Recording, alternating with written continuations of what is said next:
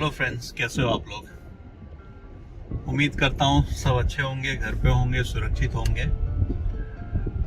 Basically पहला video तो मैं डाला था और उम्मीद करता हूँ आपको पसंद आया हो।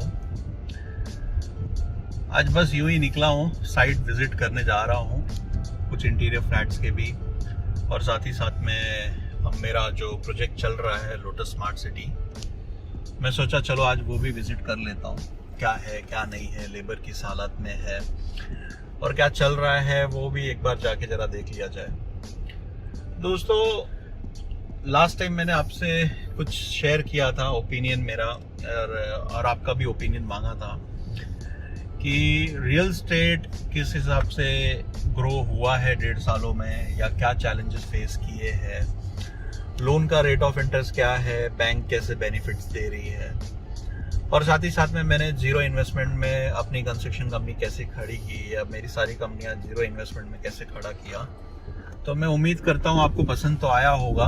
तो चलो अब मैं उसे डिटेल में समझाने की कोशिश करता हूं। मेरा डेली रूटीन क्या है, मैं करता क्या हूं, और मैं बिजनेस कैसे करता हूं, ताकि आप और ज़्यादा करीब से समझ पाओ या फिर इंटरेस्ट लो कि भाई रियल स्टेट बिजनेस प्रॉफिटेबल क्यों है, और एज वेल एज जो लोग सोचते हैं कि ये बहुत ही कॉस्टली बिजनेस है, हर कोई स्टार्ट नहीं कर सकता है, तो उनको भी ताकि एक उम्मीद मिले कि नहीं यार हम भी कर सकते हैं।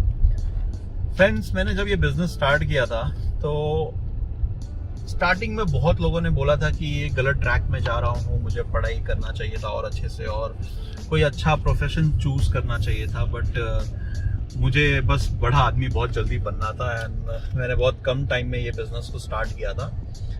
इनफैक्ट ये बिजनेस को लर्न मैं 16 साल की उम्र से कर रहा हूँ, और ये 16 साल की उम्र से ये बिजनेस को स्टार्ट भी कर दिया था मैंने करने के लिए। But finally ups and downs आए, कई बार फॉल्स भी फेस करना पड़ा, कई बार रेस भी अच्छा हुआ, कई बार गिरा भी, कई बार उठा भी, बट फाइनली अभी ऐसा लगता है कि हाँ, जो मैंने राइट टाइम पे कॉल लिया था कहीं ना कहीं अच्छा था, और आई एम डूइंग गुड।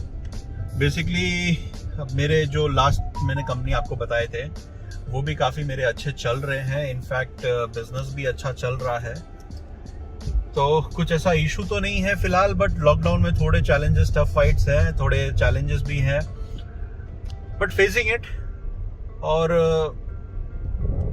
एक मैं नया यूनिक कॉन्सेप्ट स्टार्ट किया इंटीरियर कंपनी में। बेसिकली मैं आजकल स्टडी कर रहा हूँ, तो मैं एक चीज़ ऑब्जर्व करता हूँ कि हर कोई जो आदमी घर खरीदने जा रहा है, बहुत मुश्किल से डाउन पेमेंट इकट्ठा करके, बहुत मेहनत के पैसों को इकट्ठा करके घर लेता है, फिर लोन लेता है, और उसमें उसके लिए उसके पास में इंटीरियर के पैसे बचते हैं नहीं, तो इंटीरियर कराना थोड़ा मुश्किल हो जाता है उस इंसान के लिए। तो हमने अपना एक प्रोडक्ट लॉन्च किया है जहाँ पे एक आदमी पूरा का पूरा घर का इंटीरियर, जो हम बेसिक प्लाई में वर्क करते हैं, वो इंटीरियर 2,49,000 में कर रहा है, प्लस जो 2 BHK का इंटीरियर है वो 3,49,000 में, और 3 BHK का इंटीरियर जो है वो 4,49,000 में हो जाता है। तो ये कॉन्सेप्ट जब से ये कॉन्सेप्ट मैं लाया हूँ, काफ़ी अच्छा रिस्पॉन्स मिला है। मैं आपको हर बार एक बोलता हूँ कि अच्छा बिजनेस वो नहीं होता है जिसमें आप बहुत पैसे लगा के खड़ा कर दो। बिजनेस वो होता है जो लोगों के नीड को ना फुलफिल कर दे, ऐसा लोगों को लगे कि यार ये प्रोडक्ट मेरे लिए बना है, ये चीज़ मेरे लिए डिज़ाइन हुआ है, तब जाके वो एक बिजनेस बड़ा बिजनेस बन जाता है। तो हम फोकस उस पर न्यू आइडियाज़ पे करते हैं। हालांकि मैंने आपको बताया था कि ये बिजनेस मैं और मेरी वाइफ इंटीरियर कंपनी चला रहे दोनों मिलके, एंड ज़्यादा करके तो रेशमा ही फोकस करती है उस इंटीरियर कंपनी में। बट जो हमारे प्रोडक्ट है वो बहुत लोग अप्रिशिएट कर रहे हैं, और इनफैक्ट है अभी भी लोग डरे हुए हैं, कुछ लोग बिजनेस को लेके काफ़ी ज़्यादा टेंस है कि क्या होगा क्या नहीं होगा, कुछ समझ में आ नहीं रहा है, वाकई में सब कुछ अच्छा हो रहा है कि नहीं हो रहा है। तो मैं प्लीज़ उनके साथ में एक चीज़ शेयर करना चाहूँगा, देख लो ये वक्त है, निकल जाएगा, कोई बहुत बड़ा इशू नहीं है, क्योंकि मैं हर बार एक ही चीज़ बोलता हूँ, लाइफ है तो सब कुछ है, लाइफ नहीं है तो कुछ नहीं है। तो ज़िंदगी बहुत ज़रूरी है, अगर आप सेफ हो तो अपने आप को खुशनसीब समझिए, क्योंकि आप तो पैसे कभी भी कमा सकते हो। एंड साथ ही साथ में मैं अभी लॉकडाउन के बाद में एक चीज़ और फोकस कर रहा हूँ कि ये लॉकडाउन खत्म होने के बाद में मुझे और भी कुछ लानी है चीज़ें। जैसे आपको लास्ट वीडियो में मैंने बताया था कि मैं होटल इंडस्ट्रीज में भी जाना चाहता हूँ, रेस्टोरेंट बिजनेस करना चाहता हूँ, वो भी मैं काफ़ी ज़्यादा फोकस कर रहा हूँ। साथ ही साथ में अगर मैं बात करूँ तो मैंने अक्सर ऐसे एंटरप्रेन्योर्स को देखा है जिन्होंने हमेशा ये बताया है कि वो कितने सक्सेसफुल हो गए या फिर वो किस लेवल पे हैं, कितने पैसे कमा लिए। जाहिर सी बात है, मैं वो आप लोगों के साथ शेयर करना पसंद नहीं करूंगा, मैं बल्कि आप लोगों के साथ ये शेयर करना पसंद करूंगा कि मैंने क्या क्या एफर्ट्स डाले अपने बिजनेस में, मैंने अपने बिजनेस को स्टार्ट किस तरीके से किया, मेरा अप्रोच क्या था, मैंने किस तरीके से रेवेन्यू जनरेट किया, मैंने किस तरीके से बिजनेस सेटअप किया, और जो मैं हर बार बोलता हूँ जीरो इन्वेस्टमेंट में मैंने कैसे सेटअप किया। मैं कोशिश करूंगा ये सारी बातें आपके साथ शेयर करूं ताकि आप लोग भी इंटरेस्ट ले सको और आप लोगों को भी लगे कि नहीं यार, बिजनेस करना बहुत ज़्यादा चैलेंजिंग नहीं होता है, बट एक राइट मोटिव होना चाहिए, राइट इंस्पिरेशन होना चाहिए और आपके पास में एक अच्छा प्रोडक्ट नॉलेज होना चाहिए। बिजनेस बहुत ईजी है, बस अगर ये सारी चीजें आपके पास है तो आप इजीली बिजनेस कर सकते हो, कोई बहुत बड़ी टास्क नहीं है।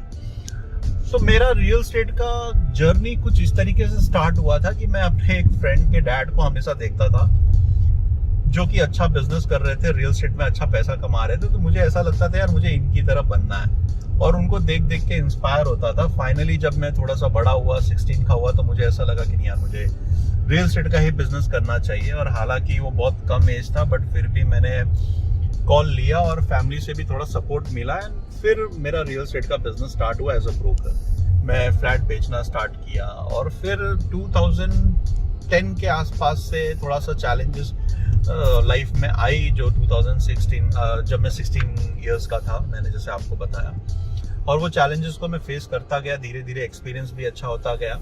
फाइनली मैंने धीरे धीरे एक अच्छा ब्रोकिंग फर्म बढ़ा, जिसे हम बोल सकते हैं कि हम सोल सेलिंग भी करते हैं, मैंडेट्स भी लेते हैं। सोल सेलिंग में आपको समझाना चाहूँगा कि हम बिल्डर से ऐसा एक राइट लेते हैं कि हमारे सिवाय ये बिल्डिंग कोई बेच नहीं पाएगा।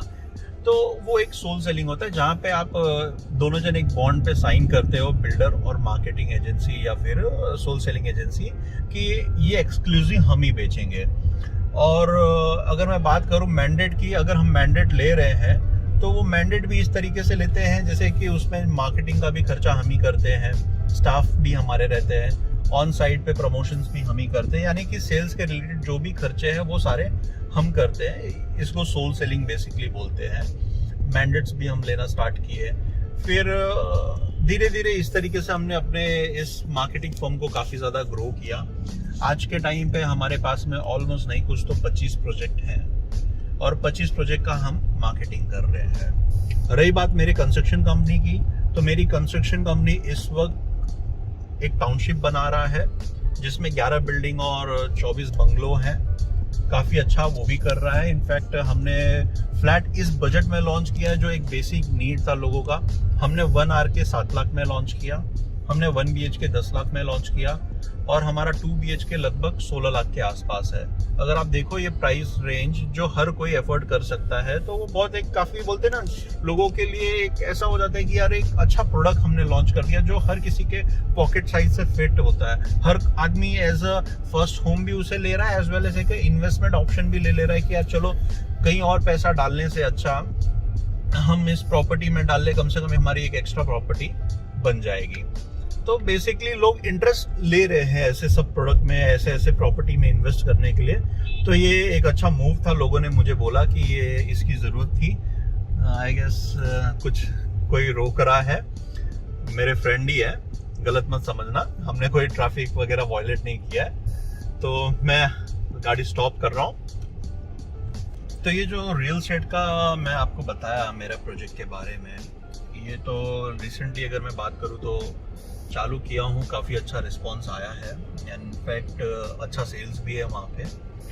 बेसिकली कैसा है कि मैं हमेशा एक ही चीज़ डेवलपर्स को भी बोलता हूँ एंड प्लस जो रियल एस्टेट में है, बिकता सब कुछ है, सब्जेक्ट टू आपका चॉइस बहुत अलग होना चाहिए जो लोगों के पॉकेट में फिट भी हो और प्लस लोगों को वो वैल्यू भी लगे कि हाँ यहाँ पे ये इन्वेस्ट करके हम अच्छा बिजनेस या यहाँ पे इन्वेस्ट करके हम अच्छा प्रॉफिट कमा सकते हैं या फिर हमारा फ्यूचर सिक्योर हो सकता है। अगर आप इस तरीके का प्रोजेक्ट बना रहे हो तो जाहिर सी बात है बायर भी आपको मिलेंगे।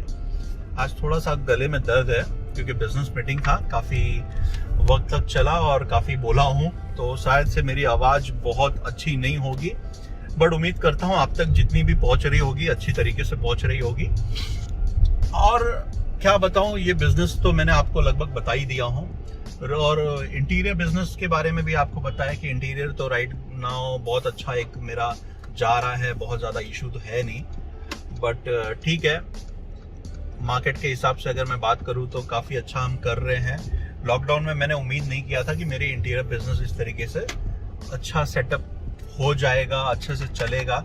मुझे ऐसा लगा था कुछ वक्त के लिए स्टॉप हो जाएगा, बट नहीं, ठीक है, लॉकडाउन में चला और मैं तो खुश हूँ। जो मेरे लेबर्स थे उनके पास में कंटिन्यूस काम था, ताकि वो गांव नहीं गए, वो यहीं पे रुक के काम करते रहे।